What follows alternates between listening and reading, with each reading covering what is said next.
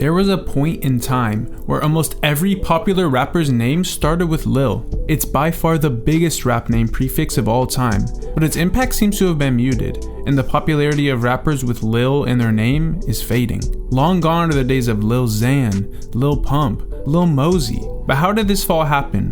Where are these Lil rappers now, and how are a select few able to succeed? I'm gonna tell you all that and more. So lock in, bro, and subscribe to Sad Part by 5, 4, 3, 2, 1. Thank you. Let's rewind a little to almost 30 years ago, when in the late 90s and early 2000s, Lil wasn't just a catchy way to name your hip-hop persona, but a mark of respect for young, up-and-coming rappers. Artists like Lil Wayne helped cement Lil as more than just a name. It meant something. It became a brand.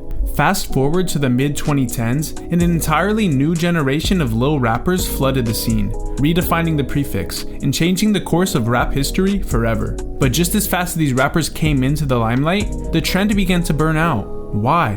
Let's start with the aforementioned Lil Wayne, the artist that most Lil rappers got their name from. Lil Wayne's first solo album, The Block Is Hot, dropped in 1999 and sold more than 1 million copies. His popularity then continued throughout the 2000s, where he dropped what many would call the best, and certainly the most influential rap music of the decade. Take the Carter 3 for example. This 2008 album debuted at number 1 on the Billboard US 200 chart, selling more than 1 million copies in just its first week alone. He was the last rapper to ever do that. The sheer impact of this project, coupled with the time in which it was released, make it very apparent that the next generation of Lil rappers took an abundant amount of inspiration from Wayne. In fact, many Lil rappers cite Wayne as their main influence, including Lil Uzi, who spoke on it here. I learned Lil Wayne. I wanted to be Lil Wayne. I would talk, when I was younger, girls would say I look like Lil Wayne, so I would run with that. And I would wear the fedoras, and I would wear the tight polo tees with the skinnies. I ordered a fake piercing off of Amazon, and I used to wear it every day like I was Lil Wayne. The sad part is, Wayne's huge influence is what would eventually lead to the downfall of the Lils. There are a few main components of why Lil rappers have taken such a hit, the first of which is oversaturation. There were just too many rappers whose names start with Lil. Lil TJ, Lil Baby, Lil Uzi, Lil Tecca, Lil Durk, Lil Mosey, Lil Yachty. I mean, I could honestly go on forever. When a trend catches on, everyone wants a part of it, and this was clearly an example of that. After a while though, the Lil label lost its uniqueness. In a time of rap where standing out is everything, and originality is one of the most valuable traits, having the same prefix as hundreds of other artists became somewhat of a limitation. I mean, let's look at Lil Xan. He burst onto the scene in 2017 with his breakout single, Betrayed. That year, of the top 50 rap albums to come out, 5 were released by an artist whose names start with Lil. Lil Uzi with Love Is Rage 2, Lil Yachty with Teenage Emotions, Lil Pump with Lil Pump, Lil Peep with Come Over When You're Sober Part 1, and Lil Durk with Love Songs for the Streets. The year prior, in 2016, only 2 of the top 50 albums were by Lil artists, Lil Uzi and Lil Yachty. And the year following 2017 and 2018, 10 of the top 50 albums were by a Lil Wayne, Lil Baby, Lil Peep, Lil Skies, Lil Yachty, Lil Durk, Lil Xan, Lil Mosey, and Lil Keed. This is a 400% increase from 2016 to 2018, and clearly show that the Lil trend was rapidly increasing, arguably too rapidly, because this year, in 2024, there's been only one notable album dropped by a Lil rapper, with Lil Tecca's Plan A. The trend has burned out. Let's look at artists like Lil Pump or Lil Skies. These guys definitely had their moment, but none were able to sustain a long-term career, which takes us to my next point, longevity in the game. A lot of these Lil rappers broke into the rap scene with a viral song or music video that seemed to perfectly encapsulate the energy of the time. Take Lil Skies with Red Roses, Lil Xan with Betrayed, or Lil Mosey with Noticed, all of which coincidentally dropped on Cole Bennett's Lyrical Lemonade channel. While these songs are staples of a generation, all of these artists have found their careers stagnating. Lil Skies dropped an album in March, which only had one song break 1 million streams. Lil Xan released a project in September, which currently has songs sitting at 300 streams on SoundCloud. And this is coming from an artist who was dubbed a SoundCloud rapper. Lil Mosey dropped an EP, which, like Lil Skies, only had one song break 1 million streams on Spotify. These were artists who at one time spearheaded a generation of music. But, while their demise seemed shocking, it was also forecasted by many, including rapper J. Cole, who sat down with Lil Pump to discuss concerns of longevity. Do you ever think about like life for you when you like 30, when you like 35, 40? Like, do you ever think in the future like that, or?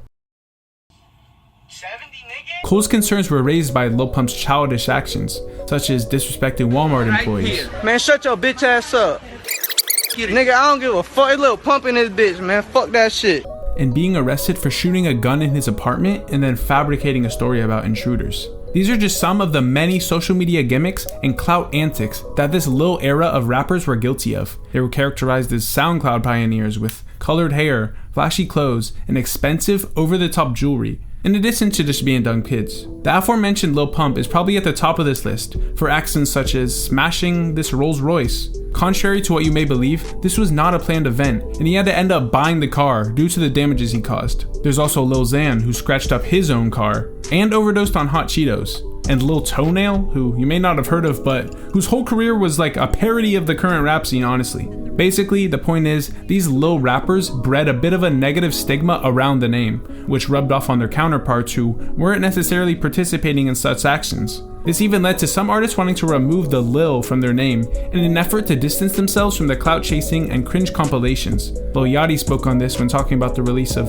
his 2023 album, Let's Start Here. At first, I wasn't even going to put it out as Lil Yachty. It was going to be under CV Thomas, which was an alternate ego that I had created. I was just so nervous because of the trap of rappers pivoting. His hesitancy to drop it under the Lil Yachty name shows his fear of the normal perception of music associated with the Lil prefix. Boosie spoke on something similar when he changed his name from Lil Boosie to Boosie Badass. He thought that the name was juvenile and he wanted to be respected as a man. I got tired of just people, grown men, like, what's up Lil Boosie? No, I'm grown, it should be Mr., you know, I'm Boosie Badass. There's also Lil Uzi, who has talked about dropping the Lil from his name, wanting to go by Uzi, and many other examples, but it's clear that rappers who want to be taken more seriously have expressed interest in dropping the Lil prefix, and the Lil rappers who have stood the test of time have done so by consistently evolving their sound throughout the years. I mean, let's look at Lil Uzi, who I just mentioned. He has been in the limelight for nearly 10 years at this point, and while the quality of his music has arguably lessened as of recently, he is still most definitely one of the biggest rappers out right now,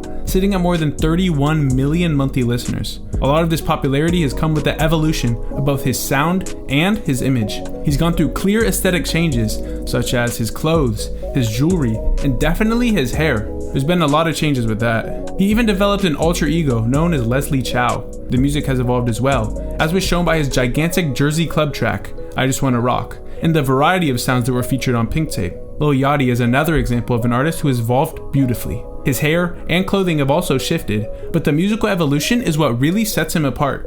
He originally blew up with the melodic, lullaby raps, before shifting into a bit more of an aggressive sound with projects like Nothing to Prove. He dropped Michigan Boy Boat in 2021, where he killed the Detroit rap sound and brought mainstream eyes to rappers who are now some of the leaders of the genre, such as V's and Babyface Ray. He then took a complete 180 with the psych rock project Let's Start Here, went back to rap on the Concrete Boys album, and dropped an indie project, Bad Cameo, with James Blake. He has by far shown the most evolution, and I believe that is why he's positioned at the top of the rap game right now. As opposed to Lil Uzi, a lot of his most listened songs are newer tracks, such as A Cold Sunday and Hate Me with Ian. I cite these two examples to make the point that succeeding as a lil rapper is possible. It just takes a lot of hard work which their counterparts did not put in. And while these lil rappers have been able to sustain a career, a majority of them haven't, leaving a sour taste in the mouths of fans as it pertains to the name. That is why new, up-and-coming rappers have shied away from the moniker. Take the new Complex list of the best teenage rappers, for example. Of the 13 artists discussed, not a single lil rapper is present, and these kids are pretty much the future of rap music right now. The genre is currently in the hands of artists like Playboi Carti, Ken Carson, Don Toliver, Gunna, Lucky, and more. These are artists who value their artistry and tend to shy away from gimmicks and clout chasing. The current landscape of rap favors acts like this, and the SoundCloud rapper aesthetic has been left in the past, a relic of the industry. Do you think that these lil rappers can make a comeback, or are they better off being left as an afterthought? Let me know your thoughts in the comments, subscribe to sadprt, and I appreciate you for watching. Peace.